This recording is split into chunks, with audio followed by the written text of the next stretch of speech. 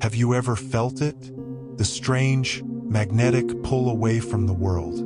A quiet rebellion not of anger, but of clarity. You sit in a room full of laughter and conversation, yet you feel like a ghost observing a play in a language you no longer wish to understand. This is not a flaw. It is a symptom of a deeper sight. Arthur Schopenhauer, the brooding prophet of pessimism, saw this withdrawal not as a failure to connect, but as an intellectual necessity. He argued that the truly intelligent are not antisocial. They are merely allergic to the trivial. They are the few who have glimpsed the machinery behind the grand, chaotic theater of human existence and have chosen to walk away from the stage. Today, we descend into the shadows of Schopenhauer's thought. We will explore the dark corridors of the mind that lead the intelligent to abandon the social world, not in search of emptiness, but of a more profound reality. This is not a journey for the faint of heart. It is a pilgrimage into the heart of solitude, where the world's noise fades and the truth, in all its terrible beauty, begins to speak. Society is a symphony of noise, a relentless barrage of opinions, obligations, and fleeting pleasures designed to keep us from a terrifying encounter, the one with ourselves. We are taught from birth to seek connection, to find our value in the reflections of others' eyes. But what happens when that reflection becomes a distorted mask? What happens when the symphony becomes a cacophony, and the only sane response is to seek silence? Schopenhauer posited a chilling yet liberating idea that a high degree of intelligence almost inevitably leads to a withdrawal from the superficialities of social life.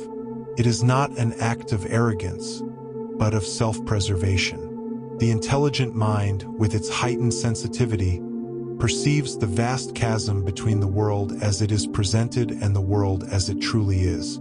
It sees the hidden motives beneath polite conversation, the desperate fear of boredom that fuels endless distraction, and the performance of happiness that masks a deep, collective unease.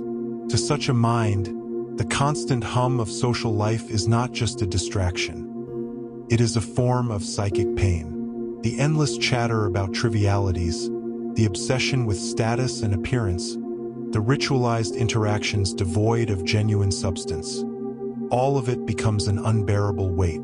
It is a theater of absurdity, and the intelligent person, cursed with the inability to unsee the strings, finds it increasingly impossible to play their part. This withdrawal is not a choice made lightly. It is a slow, often painful drifting away. It begins with the feeling of being an outsider even when surrounded by friends.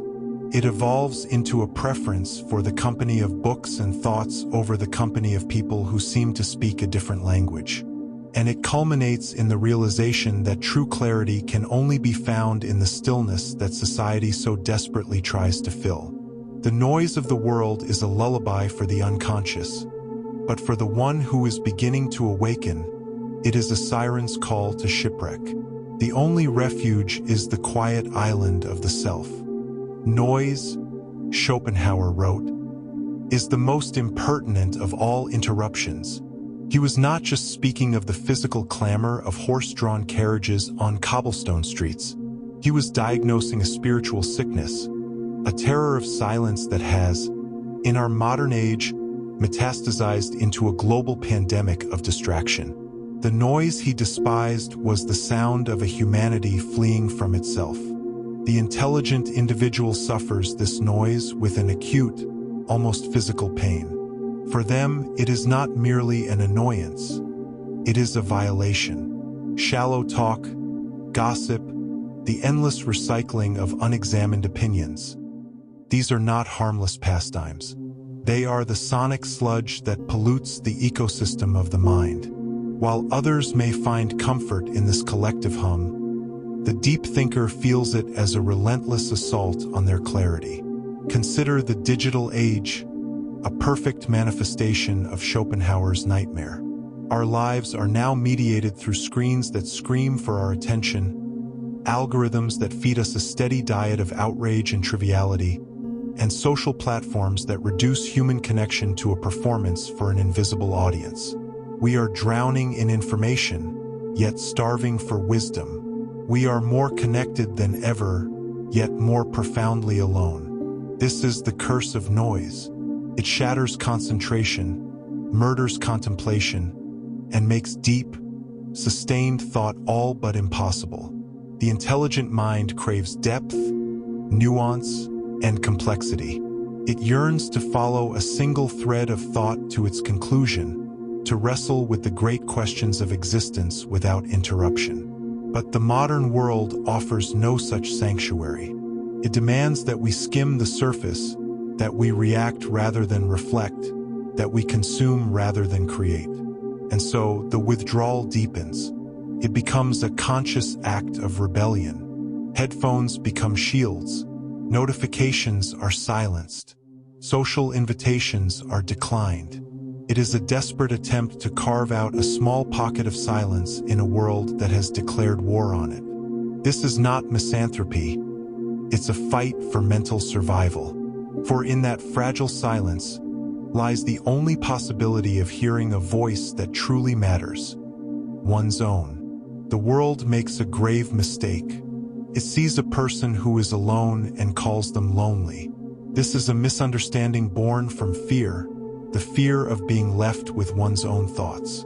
Society, with its herd mentality, equates solitude with failure, with being unwanted or cast out.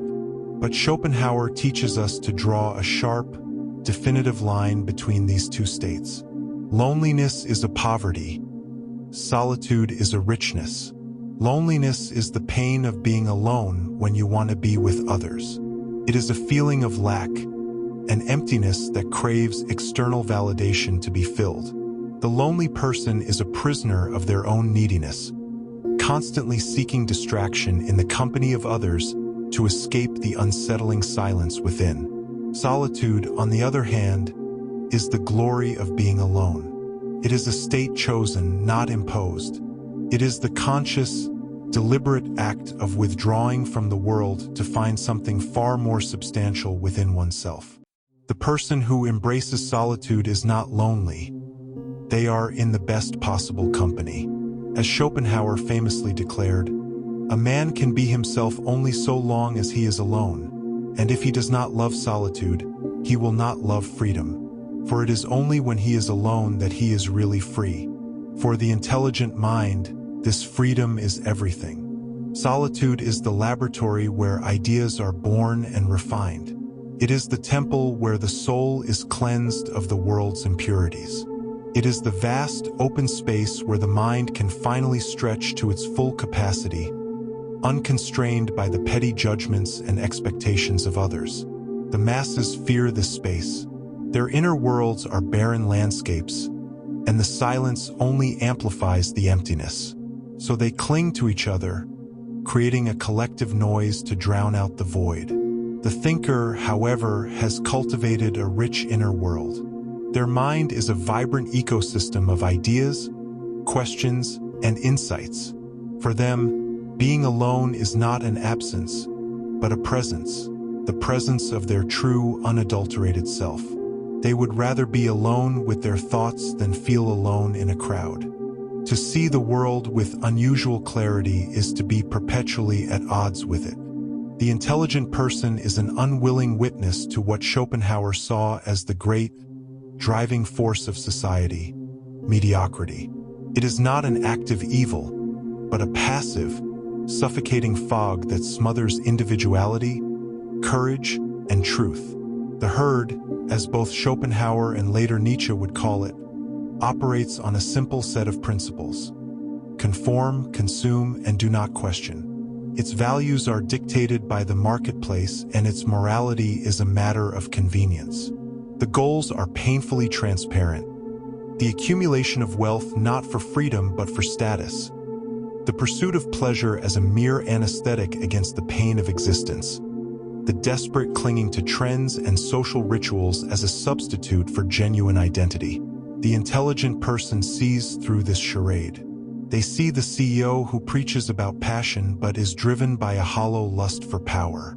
They see the social media influencer peddling a fantasy of a perfect life while battling their own private despair. They see the political slogans that promise unity while sowing division. This perception is not a source of superiority, but of profound and unshakable sadness. It is the burden of the physician who can diagnose the illness but cannot convince the patient they are sick. This awareness creates an unbridgeable chasm. How can you engage in small talk about a new car when you are contemplating the heat death of the universe? How can you celebrate a corporate promotion when you see it as just another gilded cage? This disconnect is often mistaken for arrogance or disdain, but it is actually a form of grief. It is the grief of seeing so much potential for depth, beauty, and truth in humanity, only to watch it be squandered in the frantic pursuit of the trivial. Schopenhauer's view was bleak.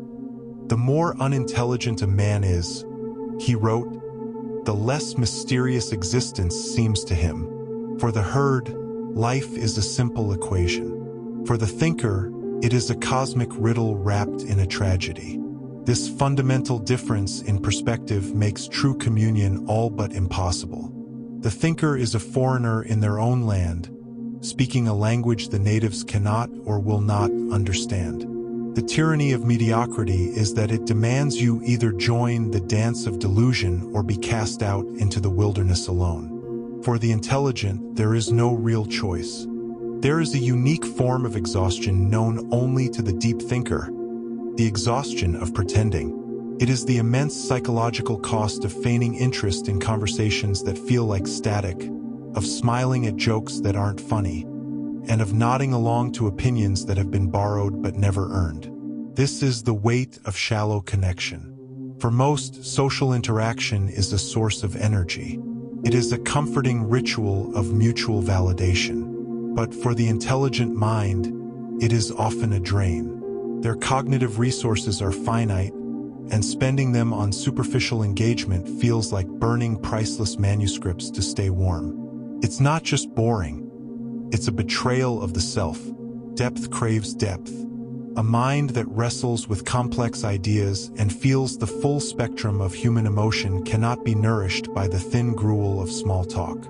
Discussing the weather or the latest celebrity scandal is, for them, a form of intellectual starvation. They yearn for conversations that feel like explorations, where ideas are built, challenged, and transformed, where vulnerability is met with empathy, not judgment, and where silence is not awkward, but a shared space of understanding. But such connections are tragically rare. Schopenhauer believed most social interactions are a performance, a stage play of pretense where individuals wear carefully constructed masks to hide their true selves and pursue their own petty interests.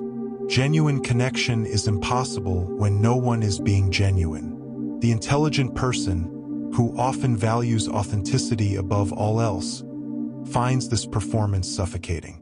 They can see the script, the stage directions, and the desperate insecurity behind the actor's eyes. And so they pay a price. To participate in society often means to dumb down one's speech, to hide one's true thoughts and feelings for fear of being misunderstood or mocked. This constant self-censorship is a slow erosion of the soul. Each shallow conversation, each forced smile, each moment of feigned agreement is a small death. Over time, the accumulated weight of these deaths becomes unbearable. The choice is stark. Either continue to carry the crushing burden of shallow connection or drop it and walk away, even if it means walking alone. To truly understand the recluse's retreat, we must journey to the dark heart of Schopenhauer's philosophy. His magnum opus, The World as Will and Representation, presents a vision of reality so bleak, yet so profound, that it reframes the entire human experience. It is here we find the ultimate justification for walking away. Schopenhauer, building on Kant, argued that the world we experience is not the world as it truly is. What we perceive through our senses, the colors, the sounds, the objects in space and time, is merely a representation, a mental construct created by our own minds. It is a dream from which we rarely awaken, a phenomenal veil that hides the true nature of reality. Most people live and die entirely within this representation, mistaking the dream for the reality. But what lies behind the veil? Schopenhauer called it the will. This is not a conscious personal will, but a blind, ceaseless, and insatiable striving that animates everything in existence, from the turning of the planets to the beating of our own hearts. It is a hunger without purpose, a desire without end. The will is the true engine of the universe, and its fundamental nature is suffering. Why suffering? Because the will can never be satisfied. Every desire fulfilled immediately gives birth to a new one. Life, Schopenhauer claimed, swings like a pendulum, backward and forward, between pain and boredom. We suffer from wanting, and we suffer from the emptiness that follows attainment. This is the metaphysical hamster wheel from which there is no escape. The intelligent person, through introspection and observation, begins to sense this dreadful truth. They feel the relentless churning of the will within themselves, the endless desires, fears, and frustrations, and they see it objectified in the world around them, in the endless conflict, competition, and striving of society. Society is the grand stage where the will's tragic drama plays out. People are not individuals acting freely, but puppets of this blind, cosmic force, chasing illusions of happiness that only lead to more pain. To withdraw from society, then, is not merely to escape annoying people. It is a profound metaphysical act. It is an attempt to step back from the world of representation, to quiet the demands of the individual will, and to achieve a state of pure, disinterested contemplation. It is to stop being a puppet and to become, for a brief, transcendent moment, a witness to the show. Society is an elaborate conspiracy to deny the existence of suffering. We are sold 1,000 distractions, 1,000,000 fleeting pleasures, all designed to shield us from the fundamental truth of our condition. Entertainment, consumerism, relentless optimism. These are the anesthetics we use to numb the existential ache. The herd runs from suffering, believing happiness lies in its avoidance. The intelligent thinker, guided by Schopenhauer's grim light, walks in the opposite direction. They do not seek suffering, but they do not flee from it. They understand that suffering is not an anomaly to be cured, but an essential, unavoidable part of existence. To deny suffering is to deny reality itself. Solitude, for the thinker, becomes a crucible. It is the space where the anesthetics wear off and the raw, unfiltered truth of the human condition can be confronted. In the quiet of their withdrawal, they face the anxieties, the sorrows, and the cosmic indifference that others keep at bay with noise and company. They understand that true strength is not forged in comfort, but in the unflinching contemplation of life's hardships. Schopenhauer believed that suffering had a profound, purifying power.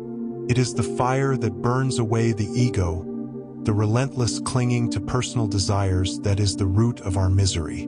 When we suffer deeply and can no longer find solace in the illusions of the world, we are brought to a turning point.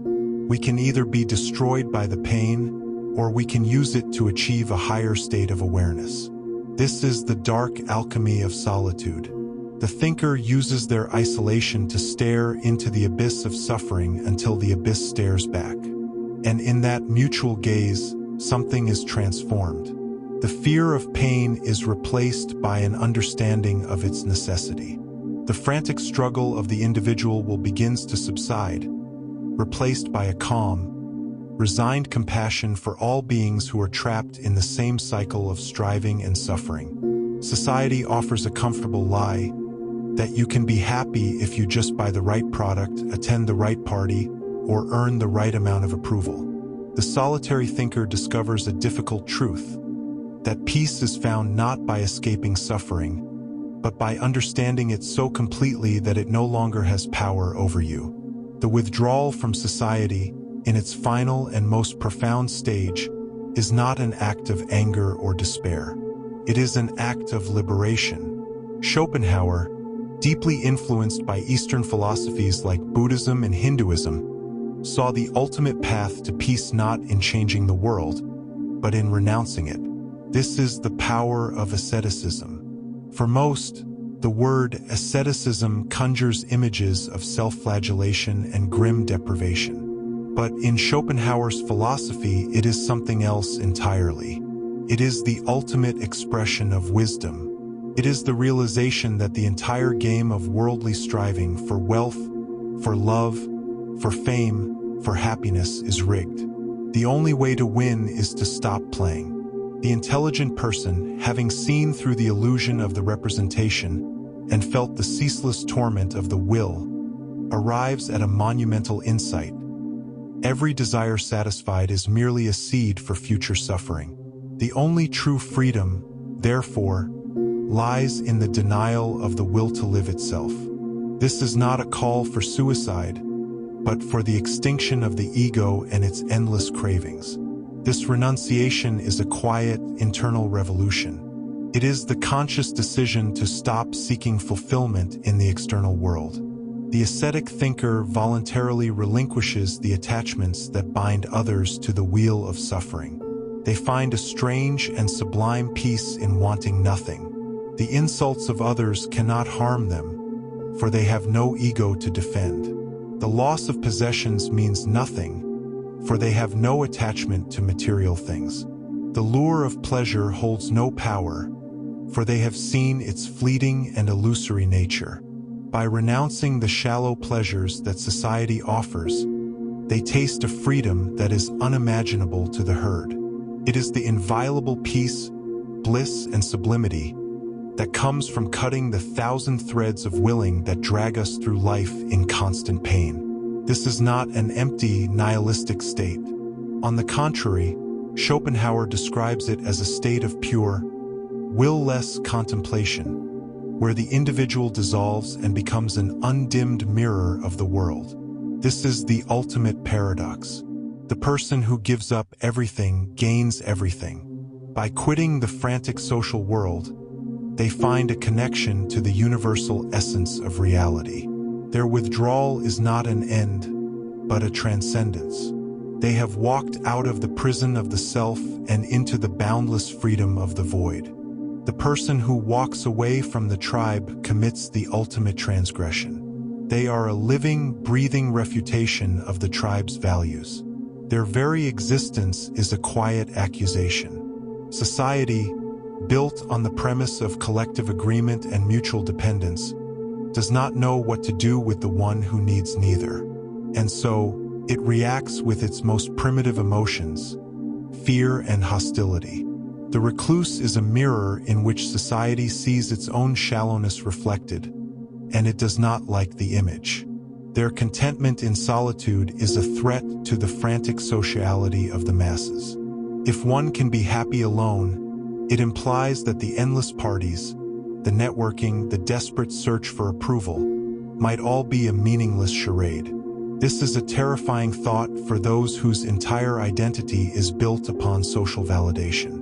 And so, a narrative must be constructed to neutralize the threat.